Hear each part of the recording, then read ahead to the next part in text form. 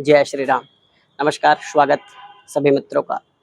दर्शकों, अगस्त का ये महीना कर्क राशि वालों के लिए कैसा रहने वाला है, क्या ज्योतिषीय फल इसके होने वाले हैं, इसका अध्ययन हम करेंगे। कर्क राशि वाले जातक, अभी वर्तमान में कर्क राशि के ऊपर शनि की ढैया चल रही है। शनि की ढैया से कर्क राशि वाले पीड़ित हैं। कहीं ना कहीं ऐसा समय बीत रहा है कि जिस प्रकार जितनी मेहनत आप कर रहे हैं, जो परिश्रम आप कर रहे हैं, उसका जो फल मिलना चाहिए वो मिल नहीं पा रहा है। अर्थात कार्य में बाधा आना, मानसिक तनाव, आर्थिक रूप से जो है उन्नति में बाधा, ऐसी स्थिति उत्पन्न हो रही होगी शनि की ढैया में।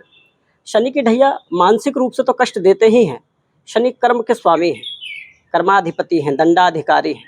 तो कहीं ना कहीं कर्म में हमारी रुचि हमारे मन पे प्रभाव करते हैं कि हमारा जो पोटेंशियल है, हमारी जो शक्ति है, उसके अनुरूप हम काम नहीं कर पाते।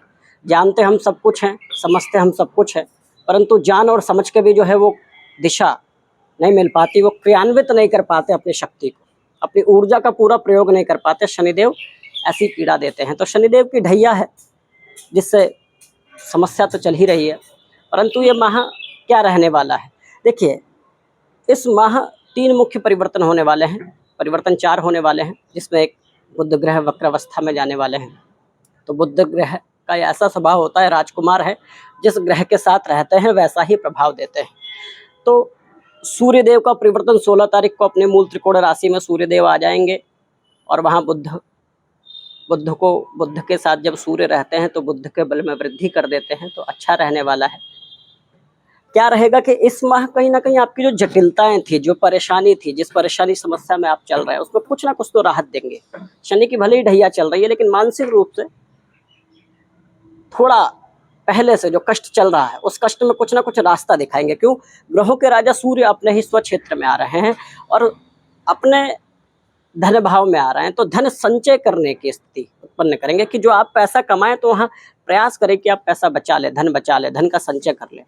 और धन का संचय भविष्य के लिए बहुत आवश्यक है आपके लिए, क्योंकि अभी शनि की ढैया का ये चलन अंत ही है, परंतु कष्टकारी तो है। तो उसमें क्या है कि ये माह प्रारंभिक रूप से ठीक है। आपको सूर्य के बलवान होने से मानसिक ऊर्जा तो मिलेगी, कष्ट में कुछ तो राहत मिलने वाली है। लेकिन यहाँ ध्यान ये देना है आपको, जो गुरु की दृष्टि आपके संबंध भाव पे पड़ रही थी, संबंध जो मधुर चल रहे थे, और अभी वर्तमान में यदि संबंधों में कुछ जटिलता है भी, तो वो बढ़ने ना पाए, इसका आपको ध्यान देना है। अपने संबंधों में यदि कोई जटिलता आती है, कोई बात विवाद आता है, तो संबंधों का ध्यान रखें कि एक तो आर्थिक और जो है कार्मिक रूप से वैसे ही कष्ट में है, और अगर अपने किसी प्रियजन से आप रूठ जाए या प्रियजन आपसे रूठ जाए तो वहाँ और परेशानी हो जाती है।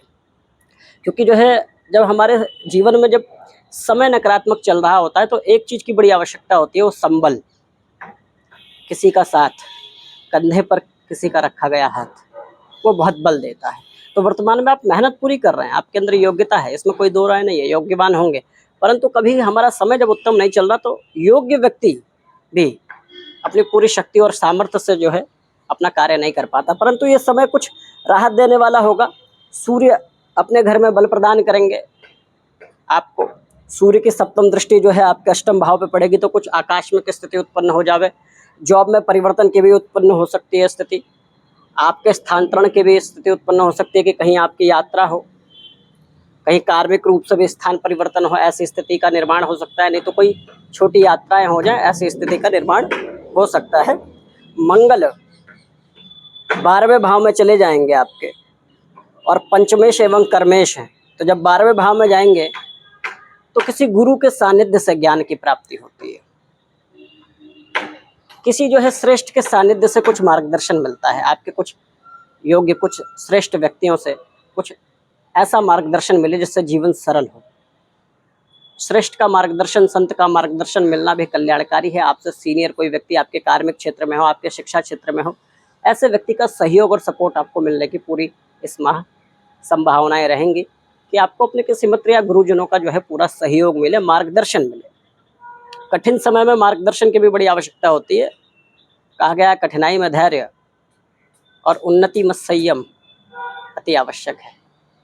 क्योंकि समय है, कष्टकारी समय भी निकलता है, हमें धैर्यपूर्वक अपना काम करना चाहिए। देखिए, शनि की यहाँ शनि तीसरी दृष्टि से आपके कर्म भाव पे दृष्टि दे रहे हैं। तो करियर में भी जो स्टेबिलिटी चाहिए, षड्यंत्र होगा, राजनीति होगी, आपके स्वजन विरोध की स्थिति उत्पन्न हो रही होगी वर्तमान में, लेकिन सूर्य जब बलवान होंगे तो जो राजनीति हो रही है, जो आपके विरोधी पक्ष हैं, उनका समन हो जाएगा। विरोधी पक्ष इस समय जो है आपके आगे नतमस्तक दिखेंगे। यहाँ ध्यान यह रखना है कि अति ऊर्जा से अपनी वाणी का नियंत्रण रखना है, किसी को कड़वा ना बोले, क्योंकि किसी अपने से मनमुटाव की स्थिति भी आ सकती है, अपने संबंधों में मनमुटाव की स्थिति आ सकती है। माता के स्वास्थ्य का विशेष ध्यान रखना पड़ेगा इस माह के अंत समय में, जब ये माह अंत में होगा, जब शुक्र का परिवर्तन होगा, कन्या राशि में शुक्र नीच के होंगे, तो माता के स्वास्थ्य पे ध्यान देना होगा और अपने खर्चों की स्थिति को संयमित रखना होगा। आप करेंगे भी, आप अपने धन को बचाने का पूरा प्रयास करेंगे। सूर्य की परिवर्तित होते ही आपकी आर्थिक स्थिति में थोड़ा सा बदलाव तो आएगा। ऐसी स्थिति रहेगी कि जो आपका धन है भी वो अनर्गल कहीं ना कहीं खर्चे आपके बचे। आप पूरा अपना प्रयत्न, पूरी शक्ति लगा दें अपने खर्चे को कम करने के लिए, और ये अच्छा है, भविष्य के लिए उत्तम है। गुरु मंगल का योग उत्तम योग था, हमने बताया। मंगल द्वादश भाव में जाएंगे तो मैंने बोला छोटी मोटी यात्रा करा सकते हैं, धार्मिक यात्राएं करवाएंगे। साथ में काम तो देखिए रुकने वाले हैं नहीं, कार्य रुकेंगे नहीं, कठिनाई भले आएगी लेकिन कार्य जो है पूरे होंगे।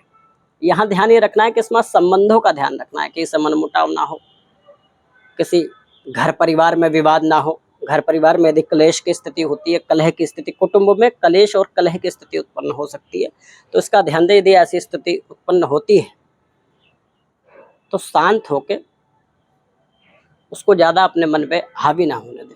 अर्थात स्थिति ऐसी उत्पन्न होने की संभावनाएं हैं कि आपके जो है अपने लोगों से, अपने घर परिवार में विवाद की स्थिति उत्पन्न हो। तो ऐसी स्थिति यदि होगी ही तो उस स्थिति को, यदि होती है ऐसी स्थिति, तो उस स्थिति को धैर्यपूर्वक जो है टाल दें। अर्थात किसी विवाद में पड़ने की आवश्यकता नहीं है। कोई विवाद होता भी है तो चुपचाप वहाँ से कुछ समय के लिए हट जाइए, इसका ध्यान रखना पड़ेगा।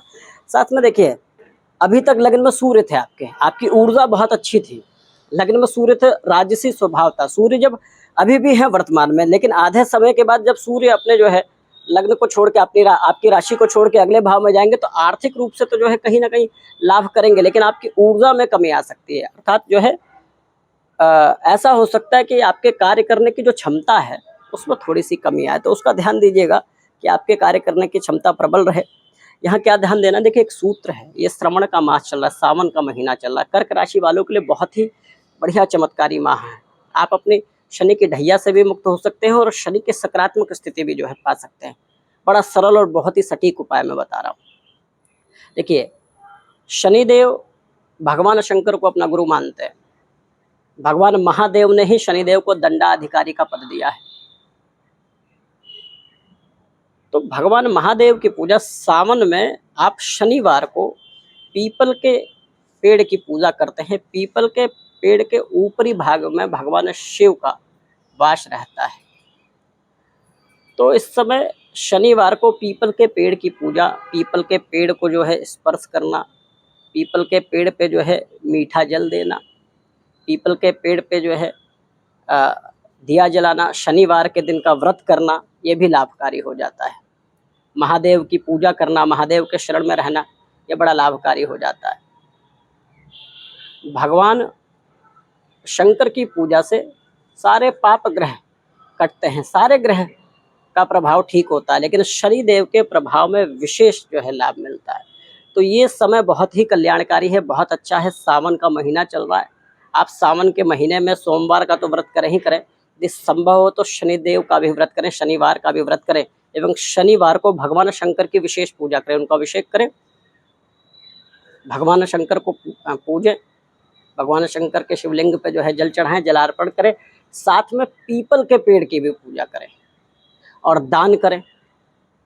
छाते का दान कर सकते हैं इस समय, तिल का दान कर सकते हैं, शनिदेव के दुष्प्रभाव से मुक्ति मिलेगी। निरीह लोगों की सेवा कर सकते हैं। सावन में मीठा जल जो है पिला सकते हैं किसी को, उसकी सेवा दे सकते हैं। तो शनिदेव की शांति के लिए ये माह आपके लिए बड़ा ही कल्याणकारी है। सूर्य बलवान रहेंगे एवं शनिदेव की आप उपासना करेंगे तो शनिदेव के जो नकारात्मक फल आपको मिल रहे हैं, जो वर्तमान में कार्य में जो बाधा आ रही है, शनिदेव की पूजा से सावन महीने में वो बाधा भी दूर हो जाएगी। शंकर भगवान और शनिदेव की दोनों की पूजा करें। शनिवार को भगवान महादेव की भी पूजा करें, साथ में जो है पीपल के वृक्ष पर शनिदेव की भी पूजा करें। शनिदेव के मंदिर में लोहे का त्रिशूल आप चढ़ा सकते हैं। ये सारी चीज़ें करके आप शनि की ढैया से जो कष्ट है उससे मुक्ति पा सकते हैं।